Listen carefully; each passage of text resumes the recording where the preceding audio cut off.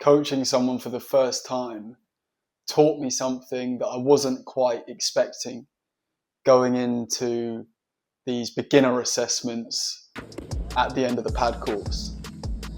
And of course I was teaching them, helping them, but during the sessions, when I started to think too much about what the next combination should be, should I be mixing it up, and asking myself these questions when I'm in the session, it made me hesitate.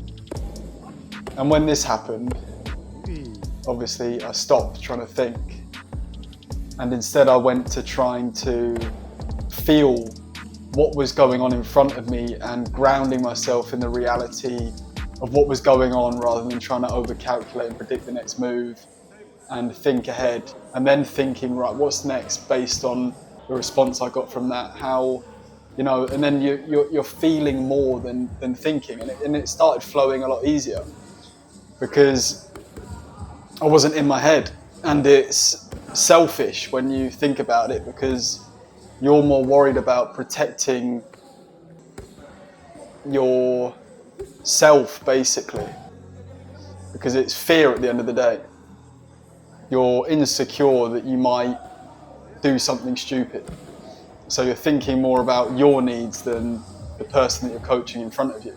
I learned a lot doing, it was 3 or 4 beginner assessments, which was really good. So I got a feel for all the different, heights. Everyone's got different body movements and they kick differently. And so it makes it a lot harder than doing it on one of the coaches. So I learned a lot in those 3 to 4 sessions, and you've got to adapt quickly to the person in front of you and use the start of the coaching strategically to feel them out and where their kicks are going, where their punches are going, and then meet them where they are and go from there. And it all depends based on the person. The more I started to focus on them and feel my way through it, the more engaged they'd get, and you can just feel the energy. And they'd be wanting to listen to you more and learn more. So it's a two-way thing. When you're in your own head, everyone around you can sense it, because everyone's feeling energy, whether you realize it or not. Everything's down to energy. It's not about what you say, it's about how you say it. And me being in sales, there are a lot of word trails and different scripts that you can use, but at the end of the day, it's all about your tonality, how you say things, and speaking in full stops, not commas, because then you're rushing and you sound unconfident and people don't want to listen to that. So the energy thing is like, if you're not fully present, people are going to notice that. In the context of general life, it spills it over into all of your relationships, how present that you can be and how you don't allow your mind to trail off about doubts and insecurities when you're engaging with people. It shows that you are secure in yourself, and because insecure people, they're not listening to what's going on, they're trying to predict and project and take things. Someone might be talking about something, but it might spark someone's own insecurity in their mind, and then their answer can be, not even related to really exactly what the person was saying. And then that's how arguments happen, because they think you're not listening and all of that stuff. So presence is the foundation of a happy life, in my view. A lot of unhappiness is to do with yourself and where you allow your mind to take you, and what thoughts you entertain and what thoughts you don't. And presence, at the root of it, is trust. It's complete trust.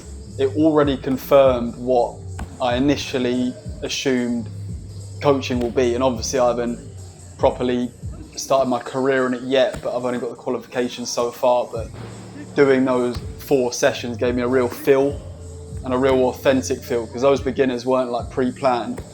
The coach just grabbed some random beginners in the gym and just acted as if I was just, from what they knew, they didn't know I was doing a pad course, they thought I was just a coach, so it was very authentic, and just doing it to help the person and not thinking about the outcome of what I want from it, like financially and things like that. It will just, in my view, make it a lot more of an enjoyable process, because half of life is a process, so you want to enjoy it. And a lot of people think presence, like when you say presence, it's not passive.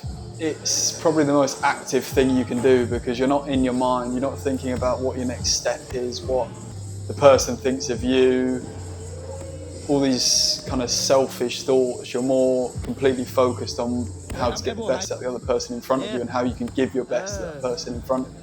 And it's a simple thing, but it's hard to do. And that's why, meditation and consciously taking time to be still and silent is so important in a world that is constantly trying to grab your attention, because it's the most powerful thing is your attention. You just got to keep taking conscious time out to yourself and breathe.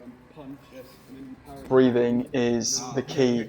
And I've been writing about this topic, just trying to get it onto paper and make a bit of sense out of it myself and for other people. So if you're interested in getting that ebook, then the link's in the description. So click the link and support me there. But it's a really good, insightful book, and it's just a view, but it breaks it down so you can understand more where I'm coming from on that. But yeah, I'll see you in the next video. Thanks for watching.